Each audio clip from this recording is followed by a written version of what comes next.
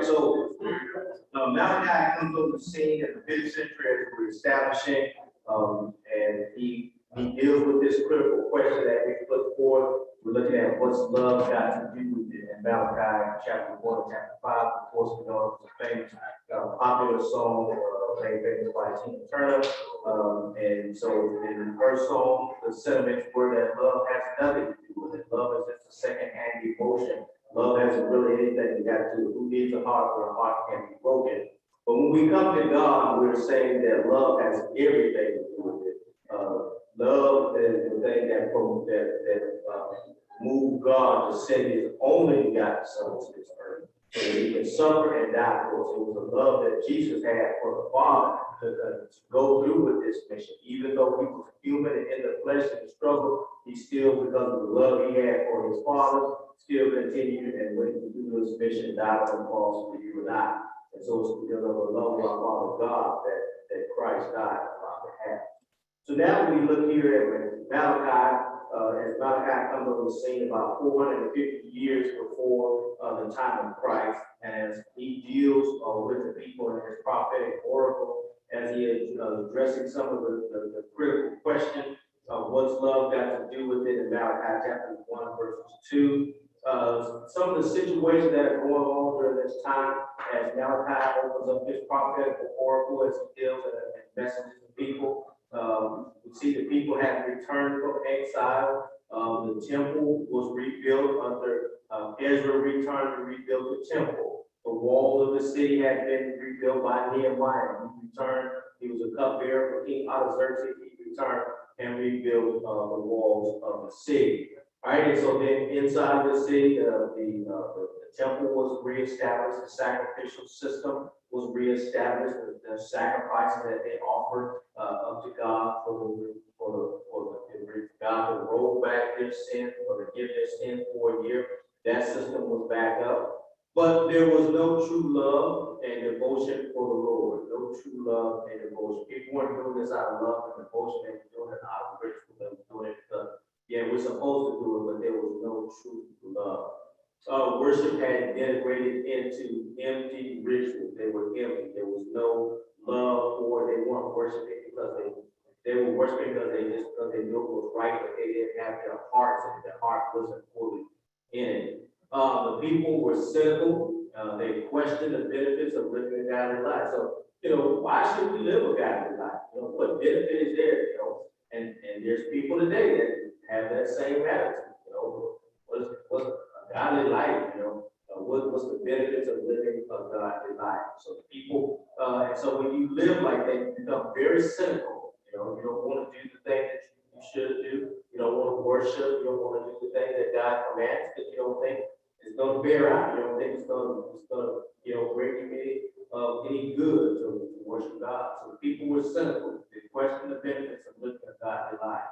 The priests and the people were in violation of God's law concerning sacrifices, concerning tithes, concerning offerings, morals, divorce, and marriage. And so the people were in rebellion in those issues. At the heart of this spiritual apathy was the erroneous theology of a loveless God, that God doesn't love them.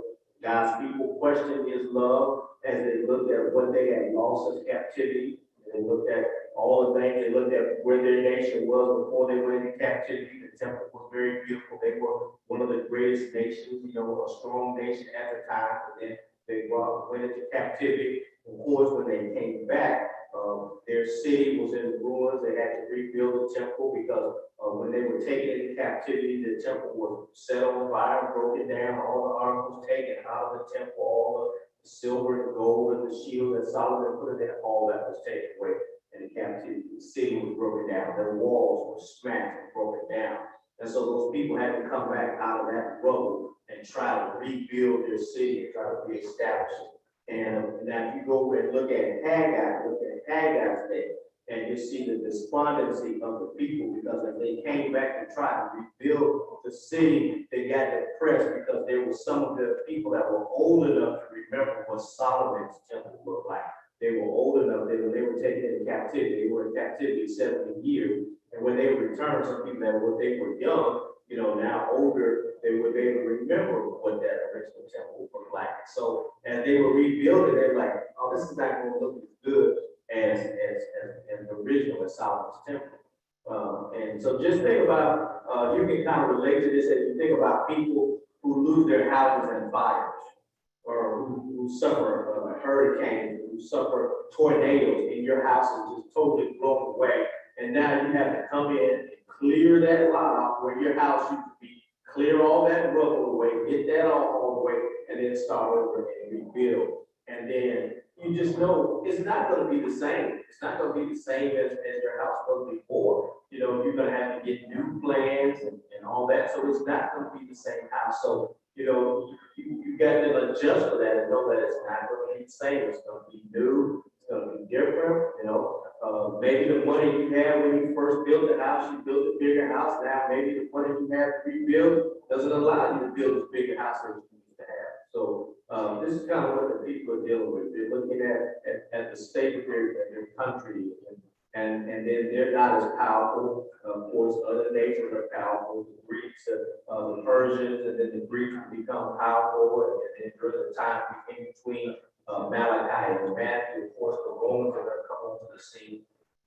So the people looking at their country is not very powerful. So now they're questioning what benefits it to serve God. You know, we're powerless, we're weak, we're feeble. And so just like children, you know, when children get in trouble, they start questioning. And the thing that they say is that their parents don't love them. You know, you don't love me. You know, mom and daddy don't love me. You know, you know, you could go out and spend money on them all day, take them shopping, and do all of this. But as soon as you come home and require them to do some duties and do some chores and to clean their room and to do some things in their house, all of a sudden they got the attitude like you don't love them. Like I loved you when I took you out and opened my wallet and bought shoes and clothes and then, you know, loved you when we took you to the restaurant and then to get a hamburger and get ice cream and all those good things.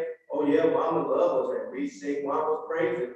But as soon as mama come home and say, wash some dishes, put some clothes up, you know, take the trash out, then all of a sudden the children get that to, oh, you just don't love me. Well, and that's what the children usually do. They like God, they acting like God didn't love them.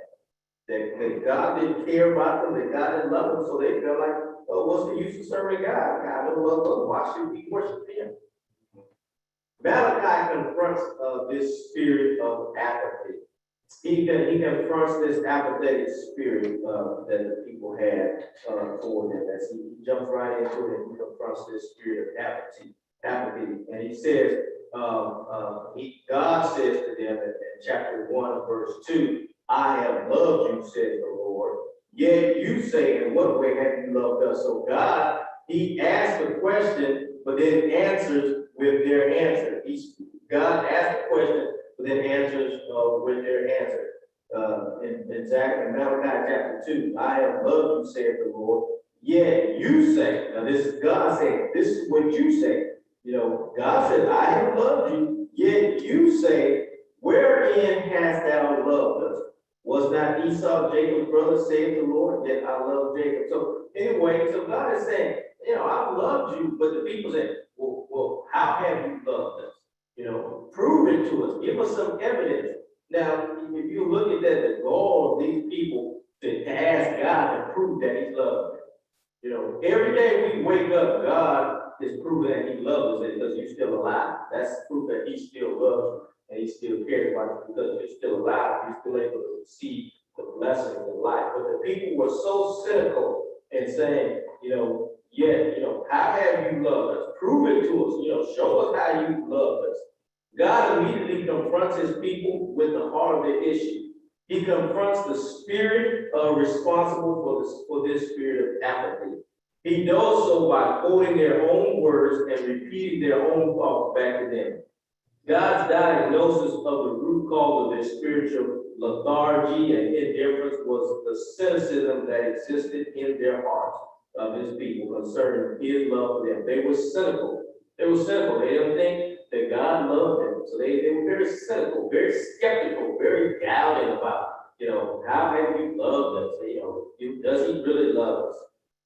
And so now that brings us, as God diagnoses their problem, God is going to deal and get down to the root of their problem. Taurus, move me up into the upper corner there so we can see the whole slide. Put my picture on the upper corner.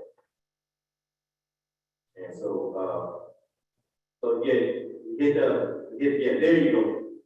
So God gonna deal with the root of the problem, not the fruit. He's gonna deal with the root of the problem, not the fruit.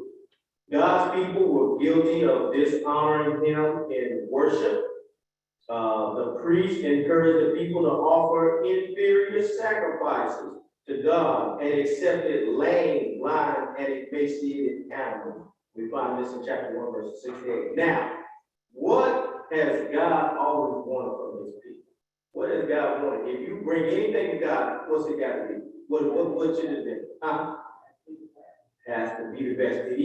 He told them when they brought their sacrifices in, it had to be without spot, without blemish. You're supposed to go through your herd and you're supposed to pick out the best without any spot or any blemishes on it, because that was a type that foreshadows Jesus. Jesus the Christ was going to be the what? The Lamb of God without spot, without blemish or any amount of effects or anything. He was going to be a perfect sacrifice.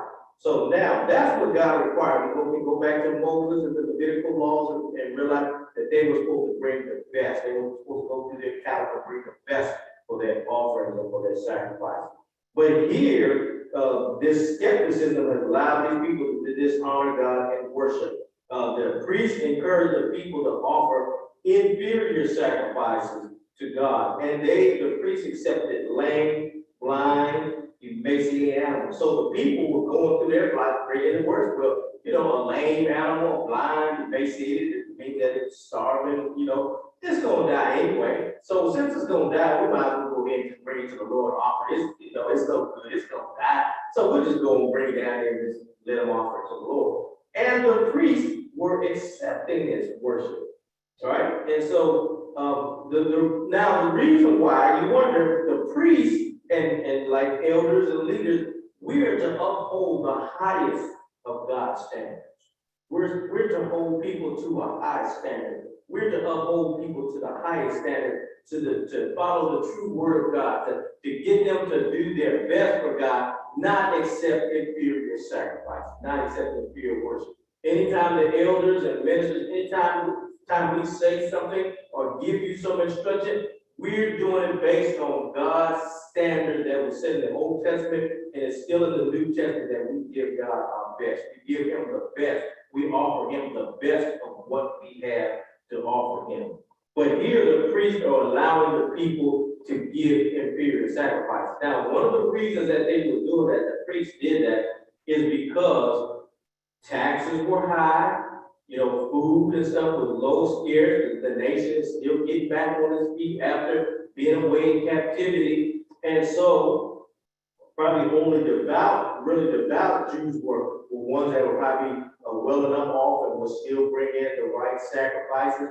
And so the priests were not getting, and one of the other problems is that people were not, these sacrifices were how the priests and the Levites were able to eat.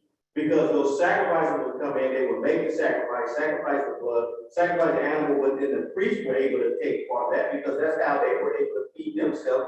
Because remember, the priests do not have lot apart. They don't have land, they didn't have houses, they didn't have territories, they didn't have places where they could farm and raise animals because that's not their job. Their job was to be ministering in the house of God. And in the wilderness, it was the tabernacle. Later on, under Solomon, it was a temple. Their job was to be ministering there. And so now the people's offerings and tithes were the way that the priests were taken care of. Well, if the people stopped bringing in the offerings and tithes and start bringing in the sacrifices, then the priests are not going to eat.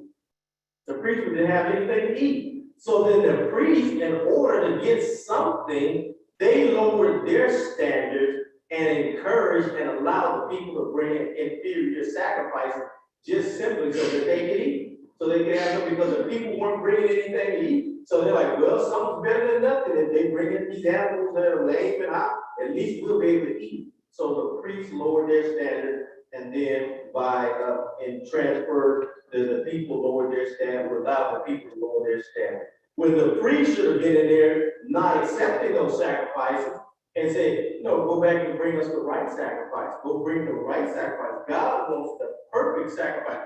You're not taking this. You go back and get the right sacrifices. And then the priest and the Levites should have had the faith in God that God would take care of it. But no, they didn't trust God.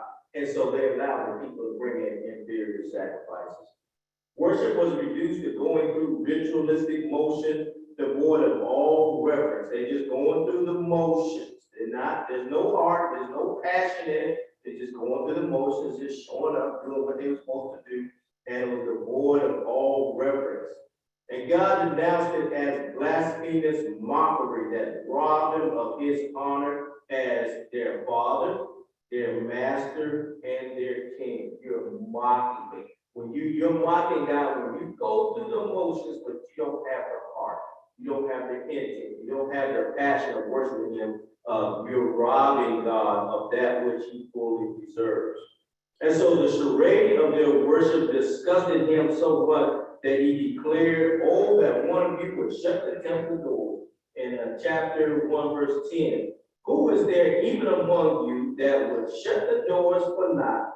Neither do you kindle fire on my altar for naught. I have no pleasure in you, saith the Lord of hosts. Neither will I accept an offering from your hand or at your hand. I said, you disgust me. I don't know nothing from you. Don't kindle no offerings on the altar. Don't do none of that. Shut the temple door. One of you just go close the door. I don't even want you in the temple, because if you're gonna go through it and not have any meaning and no life in it, just shut the door. I don't even want it.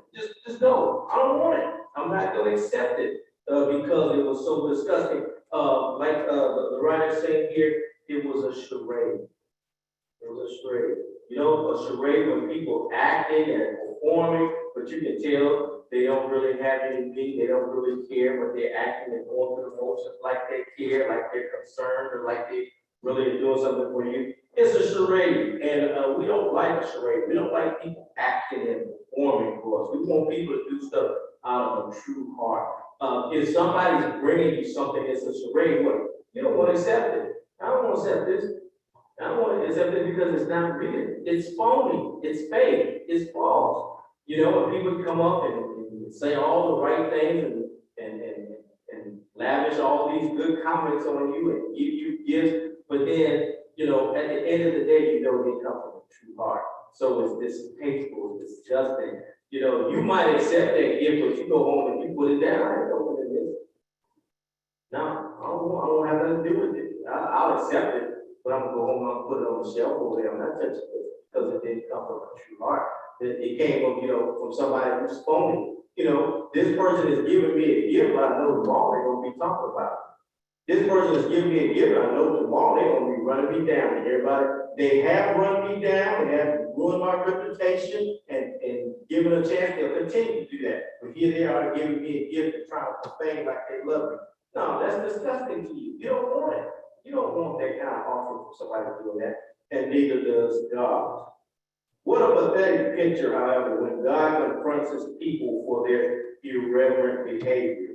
He immediately deals with the root cause of the problem instead of the fruit. Now, them bringing forth sacrifices, going through the motion, that's not the root, that's just the fruit. That's the fruit of what they're doing. The reason that many people never change their worship habits and their life habits is because they are always dealing with the symptoms of the problem instead of the root cause of the problem. We don't get down to the root cause. We don't get down to the really of why we deal with symptoms. By definition, a symptom is a sign that indicates the presence of something that is more serious than the symptom itself. The symptom points to there's a problem that's more serious than the symptom. So, but people, We don't want to deal with the serious, we don't want to deal with the real problem. We don't play around with the symptoms all day. How many times have you, with your own personal health, have you medicated yourself dealing with symptoms and not got down to the real cause of what the problem is?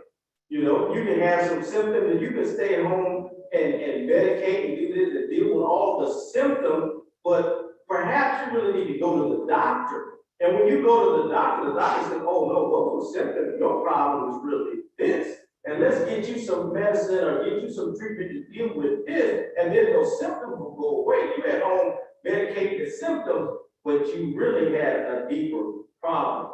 For example, a shortness of breath could be symptomatic of a respiratory or cardiac condition. The root problem is deeper, more than just deeper and more serious than the symptom. So you can have shortness of breath, but you might have a deeper cardiac problem. You might have some other issues, but you're dealing with the symptoms. A lot of times we get some symptoms and we think, oh, I think I just got a little cold. I got this. No, you got something else more serious. You got something else. Well, I just think I got a little cold. I got a little sniffle. No, I just think it's an allergy. And then you come to find out you have pneumonia. How many times have we done that? And you can take all the medicine in the world and deal with these little symptoms and take all these over-the-counter things that if that was your true problem, it would take care of it. If your real problem was a cold or an allergy, you would take some allergy medicine and it would take care of it. If you had a cold, you would take some cold medicine and it would deal with it. But you taking cold medicine for over a week and you still got a problem, you're sicker than that. And then you go to the hospital and find that you have walking pneumonia, that you need some real medicine, you need some real antibiotics to really get down there and knock that thing out. And if you keep playing around and keep dealing with the symptoms, guess what? The problem keeps doing what? It keeps getting worse. How many times have people, another example, or then I'll move on, how many times have you had some soreness in your tooth and you put some applesauce on it and just, you know, and you got a bad tooth, you got an abscess, you need a root canal, but you just hoping, you praying, oh Lord, I don't want a root canal, I don't want an abscess, I don't want to get this pulled, so you just keep messing around, putting little topical treatments on your gum, just to kind of take away the pain, take it aspirin. Well, you can keep treating and putting some topical stuff on your gum to take away that temporary pain, but you're not going to get right until you go sit down in that dentist chair and let that dentist pull that tooth, or do a root canal, or do whatever they need to do to get down, because the root of the problem is down in your teeth, down in your gums. Your tooth is going bad, it's rotten, it's decaying, and that's why it's causing you all the pain. You sit here treating pain, but you won't get in the dentist chair and let them pull that tooth. Let them deal with that and really get to the root of the problem. Once you get that tooth out and then clean it up, you won't have no more problems. But until you get down to the root, you will continue to have the truth.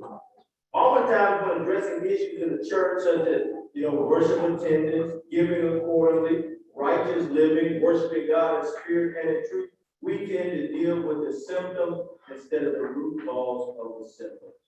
A lack of attending worship regularly, a lack of involvement, a lack of giving proportionally, a lack of living a godly life are all symptoms of a much deeper problem. We can sit here and get on you about attending church, but when I preached the sermon about people returning back to God, I said your problem is not the issue, not coming back to church, not coming to church. Your issue is how you're gonna deal with God. When you decide that you're gonna return to God, return to the Lord, and that God is important, and that worshiping God, the spirit and the truth is important, then you'll make a decision about coming back to church. But if you haven't decided that God is important enough for you to make that decision, then you'll keep missing church, you'll keep not attending, you'll keep not giving, you'll keep doing all those other things. Malachi is going to get to the heart of the issue. Malachi gets to the heart of the matter. He identifies what is at the root of the people's indifference towards God. He deals with the root because he realizes that if the root of the problem is not addressed, the fruit will continue to be putrid. Consequently, to effect a meaningful change in our lives, we need to address the root cause of our spiritual deficiency instead of the fruit. Until we get the root of the matter, the fruit will continue to be rancid. You know, and those of you that have planted and going, if you want to get good fruit, you want to get good crop, you got to make sure that you weed out, to go out and get them weed and put some fertilizer around what the base of the plant, around the root of the plant. So if you take care of it there, then the fruit that comes off, or the crop that come off of that plant will be good. But if you neglect and don't water the plant, guess what? You're not going to get nice, ripe tomatoes. You're not going to do good plants if you don't water the plant and put some fertilizer around it so that it enhances it. Let's look at this. The root of the problem. According to Malachi 1 and 2, the reason that people could offer inferior sacrifices to God and feel no conviction was because they felt the Lord did not love them. They thought the Lord didn't love them, so that's why they could do what they did, because they didn't think the Lord loved them. Their attitude since the Lord does not love us, why should we love him and reverence him in worship?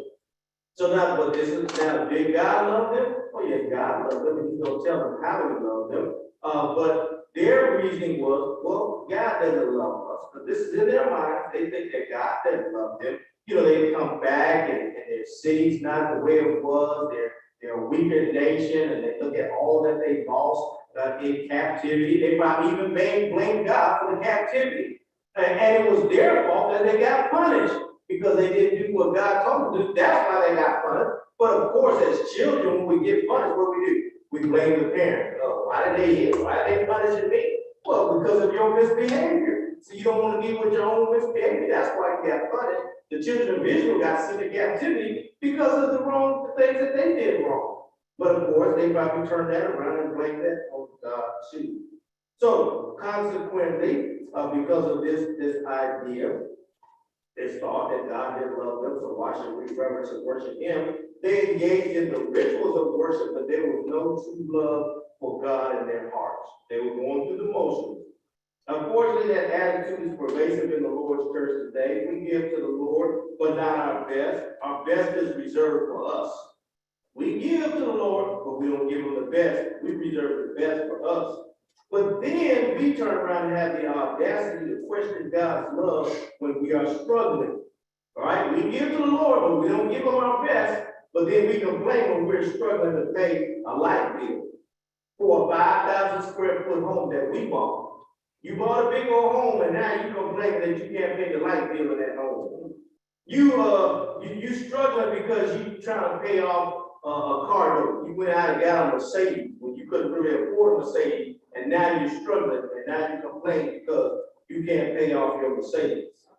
You're struggling because you're trying to keep up with the Joneses and keep steak and lobster on your table. You're trying to keep a steak and lobster on your table, now you're complaining. You complain because you're paying $200 a month for a cable bill so you can watch your 60-inch TV. You're complaining because you want to live the big life and tip your waiters 15 to 18 to 20%. You go to a restaurant, you tip them 15, 18, 20%. You don't even give 15, 18, 20% to God. You don't pay. You won't even give God 15% of your pay. You barely give him 10. You heard about the tithe, you heard about the 10, and you took that like, okay, I'm gonna give him a 10. That was in the Old Testament. New Testament says, unless your righteousness exceeds, did he say your righteousness is supposed to exceed the scribes and Pharisees? They were required, but then again, that's a misunderstanding of even in the Old Testament, because they gave more than a 10. They gave more than a 10. The 10th was just what was required. That was their tithe, but they brought what the Bible said in the Old Testament. It says, bring all the tithes and the offering. So there were tithes and there were offerings. So they gave more than just a 10th. It wasn't a 10th. They were required a 10th of this, but they were offerings, a lot of offerings, grain offerings, wine offerings. So there were tithes and offerings. So they gave more than that. But you want to tip, you tip your waiters at your restaurants and bring you your DoorDash, you tip them 15, 18, 20%, but you won't make sure that that's how much you pull out of your paycheck to give to the Lord. All right? So, we try to figure out how to pay tuition for our children's private school education. We struggle with all these things and then question the love of God. Instead of counting our blessings, we count our burdens. Don't count your blessings, we count our burdens.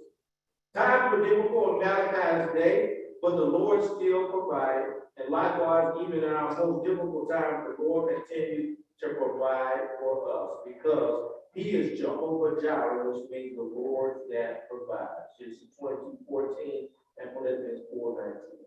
So therefore, in the best of times and the worst of times, the Lord serves our best. So it's 10:32. We're going to stop right there. We'll finish that next week, and then Brother Max will come on and we'll finish this last little part of Malachi.